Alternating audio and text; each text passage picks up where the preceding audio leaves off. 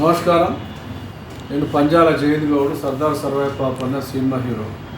సర్దార్ సర్వాయి పాపన్న 1650 సంవత్సరంలో పుట్టి తాళ్ళెక్తూ మరి కళ్ళు గీస్తూ మరి ఆనాటి నేర్చినబడే ముస్లింల పైన రజాకర్ల పైన పోరాటం చేసి హరిజన గిరిజన బడుగు బలహీన వర్గాలను ఏకం చేసి ఆయన గోల్కొండను జయించిన విషయం మీ అందరికి తెలుసు. సర్దార్ సర్వాయి పాపన్న సినిమా 2006 రిలీజ్ చేయడం జరిగింది. ఆ సినిమా చాలా విజయవంతం జరిగింది. అక్కడి నుండి 2006 నుంచి కూడా సర్దార్ పాపన్న యొక్క విగ్రహాలను మరి తెలంగాణ వ్యాప్తంగా మనం పెట్టడం జరుగుతుంది. చాలామంది స్వచ్ఛందంగా రెడ్లు వచ్చి పెట్టిరు, వెల్మోళ్ళు వచ్చి పెడుతురు, గౌండోళ్ళు వచ్చి పెడుతురు. అన్ని కులాలు కూడా సర్దార్ పాపన్న విగ్రహాలు పెడుతురు. ప్రతి విగ్రహం కాడ సర్దార్ సర్వాయి పాపన్న జయంతి వేడుకలను కులాలకు మతాలకు అతీతంగా పెద్ద ఎత్తున మేము దాదాపు 18 సంవత్సరాల నుంచి చేసుకుంటూ వస్తున్నాం. భువనగిరి కోటలో ఫస్ట్ విగ్రహం పెట్టింది 2003లో. మరి ఆనాటి నుంచి ఈనాటి దాకా మేము చాలా పోరాటాలు చేస్తున్నాం. గౌడ సోదరులే కాదు, సబ్బండ జాతులు కూడా దీని వెనుక మాకు సపోర్ట్ ఇచ్చింది. కాబట్టి ఇలా సర్దార్ సర్వాయి పాపన్న జనంలోకి పోయింది. ఈనాడు ఆగస్టు 18, ఈ నెల 18 నాడు భువనగిరి కోటలో సర్దార్ సర్వాయి పాపన్న జయంతి వేడుకలు చాలా పెద్ద ఎత్తున చేస్తున్నాము. ఇందులకు అందరూ అన్ని కులాల నాయకులు, మన శ్రీనివాస్ గౌడ్ వస్తున్నాడు, ఎక్సైజ్ మినిస్టరు, మరి మంత్రి మల్లారెడ్డి వస్తున్నాడు, లేబర్ మినిస్టరు, ప్రకాష్ గౌడ్ వస్తున్నాడు, పద్మారావు డిప్యూటీ స్పీకర్ వస్తున్నాడు, రాయశ్యామ్ గౌడ్ వస్తున్నాడు, వి హనుమంతరావు వస్తున్నాడు, సర్వే సత్యనారాయణ వస్తున్నాడు, బూరా నరసయ్య గౌడ్ మాజీ ఎంపీ వస్తున్నాడు. ఇంకా చాలా మందిని కూడా మేము కలవడానికి వెళ్తున్నాము. ఇంకా చాలా పెద్ద ఎత్తున అందరినీ మేము సమీకరించి అక్కడ ఈసారి సర్వాయి పాపన్న యొక్క మెయిన్ అంశం ఏంటంటే ముఖ్యమంత్రి గారు సర్దార్ సర్వాయి పాపన్న విగ్రహాన్ని ట్యాంక్ బండ్ మీద ప్రతిష్ఠిత చేయాలనేది మా యొక్క ప్రపోజల్గా మేము పెట్టుకున్నాం.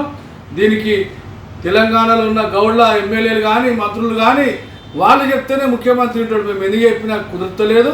మరి దయచేసి ఈ యొక్క మీటింగ్ ద్వారా నేను తెలియజేస్తున్నా, మీరు ముఖ్యమంత్రికి తెలియజేయాలి. మేము ఎవరికి వ్యతిరేకం కాదు.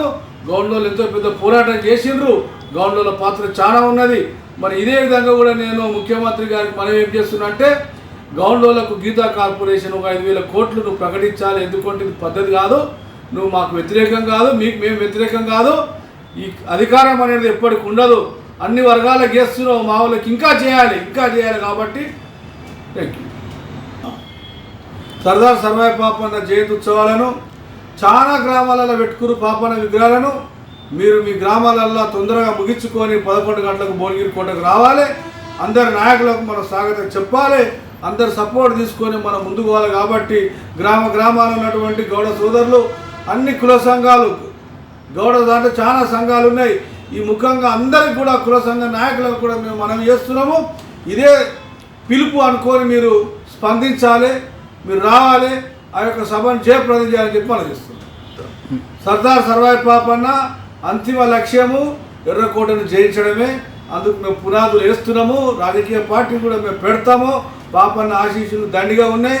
ప్రజలు దీనికి సపోర్ట్ ఇస్తూ అంటారు. ఏది ఏమైనా సర్దార్ పాపన్న ఎర్రకోటను జయించేదాకా నిద్రపోయే పరిస్థితి లేదని చెప్పేసి బహుజనులకు మనం చేస్తున్నాం. మన 371 సర్వాయి పాపన్న జయంతి ఉత్సవాలకు మన పంజాల జయంతి గౌడ్ అన్న నాయకత్వంలో సుమారుగా 10,000 మంది ఇక్కడికి రావడం జరుగుతుంది. నేను Teegala Ramanna Goud all India Geeta cell అధ్యక్షునిగా నేను జనానికి మరి మన మిత్రులందరికీ తెలియజేయడం ఏమనగా, మరి సర్వాయి పాపన్న సినిమా తీసి ఇదొక చరిత్రను మనందరికీ తెలియపరిచిన జయంతి గౌడ్కి మరి ఎంతో రుణపడి ఉన్నాం మనం. మరి ప్రతి సంవత్సరం ఉత్సవాలు చేస్తున్నాడు. ఈ సంవత్సరం ఎక్కువ ఘనంగా చేస్తున్నారు. కాబట్టి మనము అందరం బలహీన వర్గాలందరూ మరి వచ్చి దాన్ని జయప్రదం చేయాలని నేను కోరుతున్నాను.